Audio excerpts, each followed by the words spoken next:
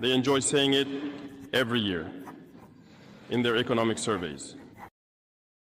Burkina Faso is the poorest country, Mali is the poorest country, Niger is the poorest country. We are ranked among the last. Very well, if we are as poor as they say, but when the time came to take responsibility, we asked these masters to leave. Why don't they want to leave? When we take the case of Niger, for over 40 years, some countries have been exploiting uranium to produce energy for themselves. From Ottawa to Paris, the streets are lit up. That's the light. But in Niger, it's darkness that is served to us. When you go to our states, our lands are riddled with holes, everywhere in search of precious metals like gold, but often there isn't even the slightest accessible road to reach the areas where they exploit gold, let alone some basic social services. That's why we decided to revolt and take the destiny of our countries into our own hands.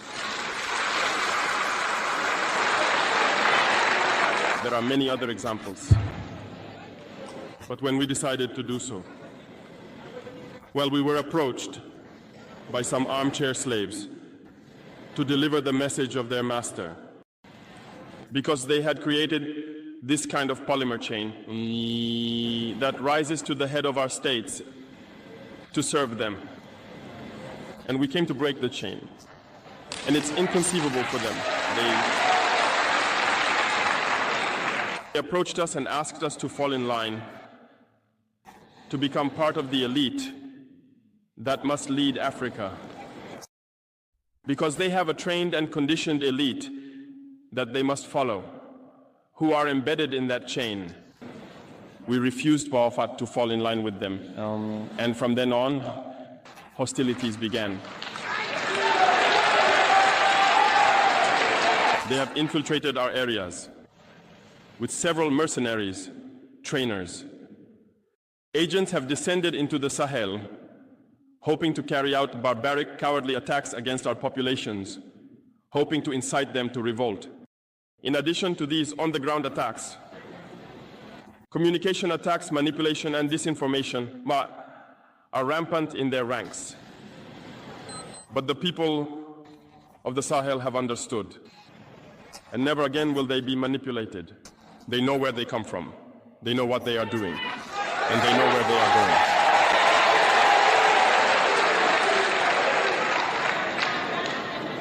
We will no longer allow this. People are awake and fighting today, not for ourselves, but for future generations. And thank you all for the fight that is being waged. This never makes us cry. We will not tremble. We will face it. We will fight for true independence, for our freedom. Because to scare the people of AS, these individuals only have 3 terms in their mouths: democracy, freedom, human rights. Of course, their local lackeys are only elected in a democratic, free, and transparent process, according to them, their values. What could be more normal? That they want to impose this on us, because they are the ones who set the rules. Very well, we have decided to take responsibility for ourselves.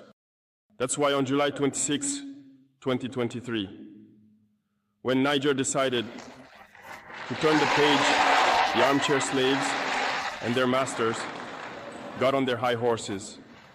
They put their local lackeys forward and decided to wage a war against the Nigerian people. So we said, anyone who dares to attack Niger will face us, because we will wage a relentless war to the last drop of blood against anyone who dares to attack our states. This statement, this decision we made yesterday is relevant today and will be relevant tomorrow and forever. Thus, the AES was born on September 16th, 2023, within a framework of mutual defense. But we deemed it necessary to extend and expand the architecture of the AES. What brings us together today should allow us to venture into other areas beyond defense, notably finance and economy, infrastructure, health, education, and so on. I hope that these moments will be a story we write for the AES, but especially for Africa and the entire world. May God enlighten each and every one of us. May God inspire us in these tasks entrusted to us. And above all, when we carry out our work, let us keep one thing in mind: the supreme interest of our populations. With that, we pray once again to the good Lord to accompany us all in our various tasks, to protect our fighters, who, thanks to them, allow us to sit here and discuss the future of our states. Once again, thank you, people of Niger. Be united and in solidarity. People of the AES, the homeland or death.